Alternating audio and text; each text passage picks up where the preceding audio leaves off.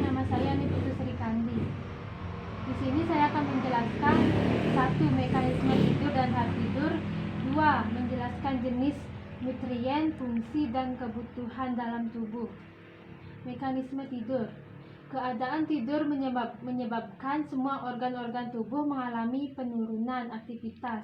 Tetapi dalam keadaan tidur, aktivitas otak masih tetap aktif.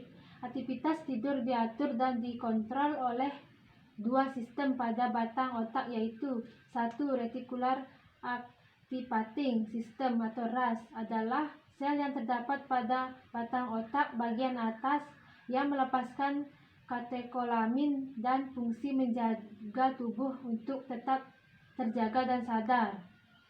2. Bulbar synchronizing regio atau BSR adalah sel yang terdapat pada batang otak yang melepaskan serum serotonin. Serotonin akan menyebabkan seseorang tidur. GABA atau gamma aminobutyric acid atau merupakan asam amino yang berfungsi sebagai neuron atau penghasil sinyal saraf. Berikut beberapa hal yang terjadi pada organ tubuh saat manusia tidur, seperti 1. Otak. Otak tampak pasif, tidak aktif, dan aktivitas otak turun sekitar 40%, tetapi otak sangat aktif selama tidur. 2. Mata. Meski tertutup pada saat tidur, mata bisa tetap bergerak. Gerakan mata tersebut menunjukkan perbedaan pada tahun tidur. Gerakan paling cepat terjadi pada saat tidur REM. 3. Hormon. Selama terjaga, tubuh membakar oksigen dan makanan untuk menyediakan energi. Kondisi ini disebut dengan tingkat katabolik yang didominasi dengan rangsangan hormon adrenalin dan kortisosteroid. Tapi saat tidur, sistem hormon akan berpindah pada tahap anabolik, yaitu konversi energi untuk perbaikan dan pertumbuhan. Sistem keempat, sistem kekebalan tubuh. Terjadi peningkatan produksi sistem kekebalan tubuh dan protein tertentu selama tidur sebagai agen tertentu yang menerangi penyakit pembunuh kanker yang disebut TNF juga dipompa melalui pembuluh darah saat tidur. Inilah yang menyebabkan tidur cukup dapat membantu melawan infeksi. 5. Pada malam hari, suhu tubuh bersamaan dengan adrenalin mulai turun. Berkeringat mungkin terjadi sebagai usaha tubuh untuk mencoba menerangi kehilangan panas. 6. Pernapasan. Ketika tertidur, otot tenggorokan akan rileks sehingga tenggorokan semakin sempit. Setiap kali menghirup udara, mendengkur terjadi ketika tenggorokan menyempit dan bagian dari saluran udara bergetar. Mulut. Air liur terperlukan untuk melumasi mulut dan untuk makan, tapi selama tidur aliran saliva berkurang sehingga menyebabkan mulut kering di pagi hari. Namun mulut bisa sangat aktif selama tidur yang menyebabkan organ secara tidak sadar menggetakkan gigi pada saat tidur. 8. Otot. Meskipun orang dapat mengubah posisi tidur sekitar 35 kali semalam, otot tubuh tetap rileks. Hal ini memberikan kesempatan bagi jaringan untuk diperbaiki dan dipulihkan. 9. Darah. Denyut jantung turun antara 10 dan 30 denyut per menit ketika tidur. Hal ini menghasilkan penurunan tekanan darah yang terjadi dalam tidur nyenyak. Selama istirahat, darah mengalir dari otak, melemaskan arteri dan membuang anggota tubuh yang lebih besar. Sel-sel dan jaringan yang memecah untuk menghasilkan limbah beracun juga menjadi kurang aktif. Saat tidur, hal ini memberikan kesempatan untuk jaringan yang rusak untuk dibangun kembali. 10. Sistem pencernaan. Selama tidur, kecepatan sistem pencernaan akan melambat. Untuk alasan ini, maka larut malam tidak dianjurkan karena enzim dan asam lambung yang berfungsi untuk mengubah makanan menjadi energi tidak aktif sehingga bisa menumpuk kalori dalam tubuh. Tahap-tahap tidur. Tidur merupakan suatu keadaan bawah sadar yang dapat dibangunkan dengan pemberian rangsang sensorik atau dengan rangsang lainnya. Tidur harus dibedakan dengan koma. Koma merupakan keadaan bawah sadar di mana orang tersebut tidak dapat dibangunkan. Tidur mulai dari yang ringan hingga yang dalam. Konsep tidur terbagi menjadi dua, yaitu tahap NREM atau non-REM, merupakan tidur gelombang lambat. Gelombang otak sangat lambat. Tahap ini terjadi bila aktivitas stimuli pada otak mulai dilambat. Sekitar 75-80% tidur yang dilakukan pada malam hari merupakan tidur NREM. Tidur NREM dibagi menjadi 4 tahapan, yakni 1. Tahap pertama merupakan tidur yang paling mudah dibangunkan. 2. Tahap kedua merupakan awal tidur ringan di mana proses yang ada pada tubuh mulai rileks. 3. Tahap ketiga dan keempat merupakan tahap paling dalam dari siklus tidur NREM.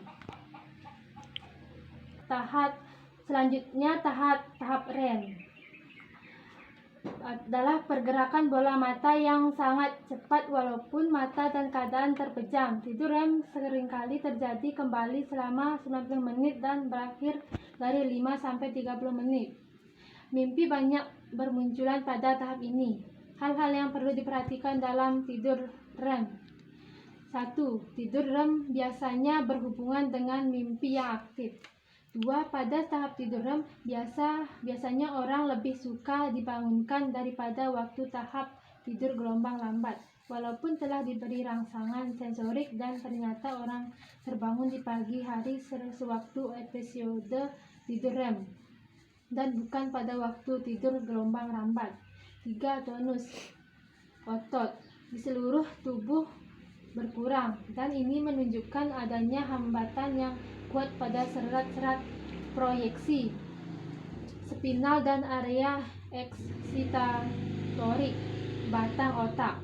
4. Frekuensi denyut jantung dan pernapasan biasanya menjadi irregular dan hal ini merupakan sifat dan keadaan tidur dengan mimpi. 5. Walaupun ada hambatan yang sangat kuat pada otot triper masih timbul juga beberapa gerakan otot yang tidak teratur. Keadaan ini khusus mencangkup pergerakan dari mata. 6. Pada tidur REM, otak menjadi sangat aktif dan metabolisme di seluruh otak meningkatkan sebanyak 20%. Yang kedua adalah menjelaskan nutrien dan kebutuhan dalam tubuh. Nutrien adalah zat kimia organik dan anorganik yang ditemukan dalam makanan dan diperoleh untuk penggunaan fungsi tubuh. Nutrien terdiri dari beberapa, diantaranya 1. Karbohidrat. Karbohidrat adalah komposisi yang terdiri dari elemen karbon, hidrogen, dan oksigen.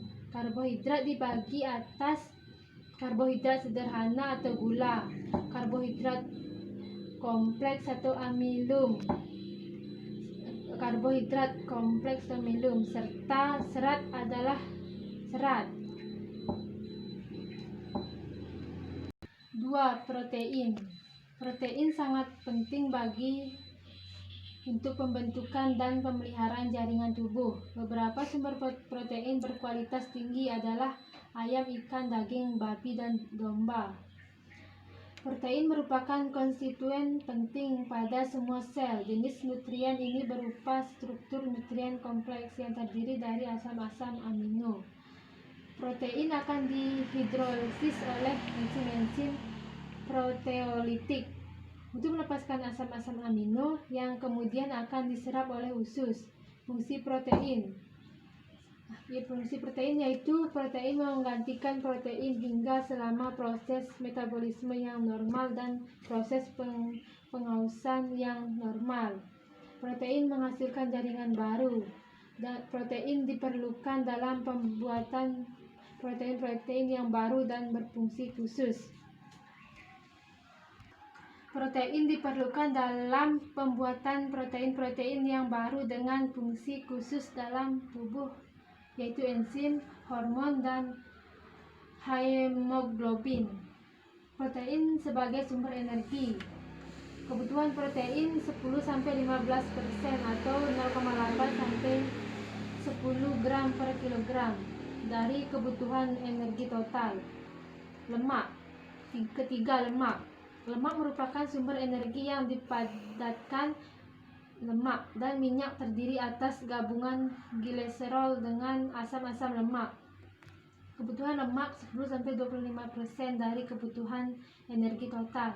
Fungsi lemak sebagai sumber energi merupakan sumber energi yang dipadatkan dengan memberikan 9 kcal per gram. Membangun jaringan tubuh, perlindungan, menyekatan. Lemak akan mencegah kehilangan padat dari tubuh. Perasaan kenyang. Lemak dapat menunda waktu pengosongan lambung dan mencegah timbul rasa lapar kembali segera setelah makan. Vitamin adalah bahan organik yang tidak dapat dibentuk oleh tubuh dan berfungsi sebagai katalisator proses metabolisme tubuh. Berikut ini rincian dan beberapa vitamin dan penting. Vitamin A. Vitamin A ini membantu perkembangan daya lihat bayi, juga berperan dalam proses kerja sel tulang. Vitamin B kompleks. Semua vitamin B membantu produksi energi dan membantu terbentuknya sel-sel otak bayi. Vitamin C. Anak-anak memperoleh vitamin C dari jeruk dan berbagai sayuran. Vitamin D. Sinar matahari membantu tubuh membuat sendiri vitamin D, bahkan pada sejumlah anak. Kebutuhan vitamin ini sudah terpenuhi dengan bantuan sinar matahari. Mineral dan air. Mineral merupakan unsur enzim bagi fungsi normal, sehingga enzim dan sangat penting dalam pengendalian sistem cairan tubuh. 3 fungsi mineral. 1. Konstituen tulang dan gigi. 2. Pembentukan garam-garam larut dan mengendalikan komposisi cairan tubuh. Vitamin D. Sinar matahari membantu tubuh. Bahan dasar enzim dan protein. Kira-kira 6% tubuh manusia dewasa terbuat dari mineral. Air merupakan zat makanan paling mendasar yang dibutuhkan oleh tubuh manusia. Tubuh manusia terdiri atas 50-70% air. Pada orang dewasa, asupan air berkisar antara 1.200 sampai 1.500 cc per hari, namun dianjurkan sebanyak 1.900 cc sebagai batas optimal.